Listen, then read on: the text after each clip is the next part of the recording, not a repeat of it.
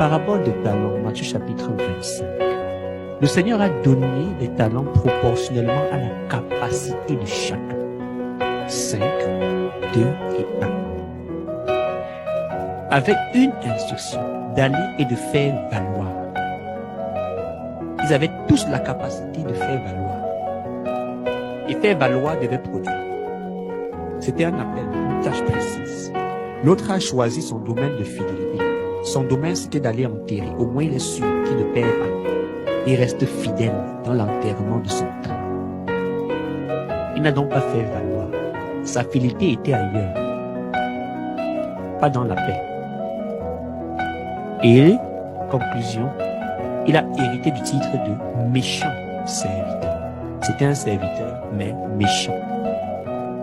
Serviteur paresseux. C'était un serviteur, mais paresseux. Parce que son domaine de fidélité n'était pas là où il était attendu. Il était attendu au faire valoir. Il a choisi d'aller enterrer. Il est resté fidèle à garder son talent bien enterré. Mais ce n'était pas le domaine de son appel. Il a fini hors de la maison.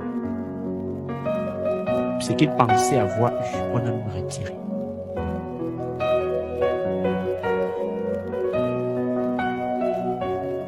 Plusieurs mesurent la fidélité par des activités qu'ils font, qu'on appelle les routines. Je parle de la fidélité du caractère, de la nature de Dieu. Celle-là, elle n'est pas définie par ce que toi, tu as dit que tu vas faire, mais parce que Dieu t'a dit que tu dois faire. Et qui est attaché à l'appel. Épure ta vie. Enlève tous les engagements que tu as pris personnellement et qui sont venus mettre en périphérie ce que Dieu t'a ordonné de faire. Tu t'es donné des volontés. Je m'engage. Et ce que Dieu t'a demandé est, tu as fait quoi de ça? Reviens juste à ce que Dieu t'a dit. Tu vas te rendre compte que je suis en retard. Tellement de choses Dieu m'avait demandé. Et je me suis mis tellement d'engagement personnel. Je m'engage. Reviens d'abord à ce sur quoi tu seras noté. Ne sois pas un élève insensé. Étudie les matières qui viennent à l'examen, pas ceux-là qui ne servent à grand chose que la connaissance. Un élève qui va être examiné en mathématiques, il va étudier la science, la politique, tout ça, c'est bien, ça apporte la connaissance. Mais le jour de l'examen, on va dire, où sont? Il va dire, j'avais enterré, j'avais peur que je perde. Non. Investis sur ce sur quoi tu es noté. Ce sur quoi tu es noté, c'est ton appel. 1.2 traits. Lis ta Bible en fonction de ton appel, mon ami. Prie en fonction de ton appel. Jeûne en fonction de ton appel. Ne t'embrouille pas. Tu cours d'après quoi? Concentre-toi dans ton couloir et développe-le.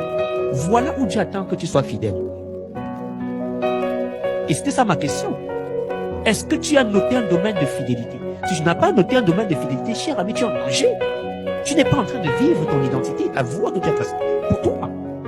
Si tu es ignorant de ce que Dieu a prévu pour toi, c'est une chose. Mais si tu connais déjà au moins une chose, une seule chose, que Dieu m'a dit ça, tu fais quoi? Voilà ce sur quoi tu dois te développer. Et c'est là-dessus que ton caractère est, comment dire, il y a un terme anglais qui dit mandatory et obligatoire. Parce que ta fonction est attachée à ta vie et à ton caractère. Une femme de prière ne peut pas se mettre en colère et sortir des mots d'insulte. La même bouche qui s'élève à Dieu ne peut pas maudire les hommes pour lesquels elle intercède pour leur salut. Une femme qui prie pour le perfectionnement de Christ ou un homme dans la vie d'un individu ne peut pas être le premier à juger et à condamner l'individu. Voilà pourquoi il y a plusieurs qui n'évoluent pas dans leur marche chrétienne, année après année.